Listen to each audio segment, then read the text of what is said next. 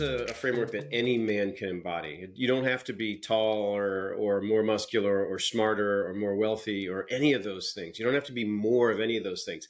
Any man can embody the qualities of the masculine blueprint and inhabit more of his masculine energy. So the blueprint is comprised of three elements. And the first one is respond versus react. So this is the quality of a man he's very grounded. He's not reactive to all the stimuli in the world and just kind of living out of his reactivity. There's a certain stillness to him. Now, element two is really targeted at a lot of the nice guys in the world because it's called provide structure. And what this is it's the quality of a man that has a lot of inner clarity about what the moment needs. And that encompasses him having inner clarity about what he wants, what he needs, what his wisdom tells him is appropriate for the moment.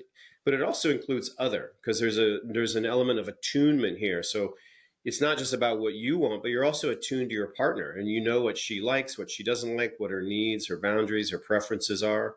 And you have a phrase that I think is so good with this idea. The phrase you used in the book that just stood out to me so much was, you don't have to make every decision, but you make sure a decision gets made. Okay, so that leads us to the third element of the blueprint, which is create safety. And we're talking about physical, financial, and emotional safety. There's not a bigger determinant of how open your feminine partner is to you, both at the heart level and often how much she chooses to share her physicality with you and physical intimacy, not a bigger determinant than the level of trust and safety that she feels relative to you. And so you're always wanting to create more trust and a more sense of safety.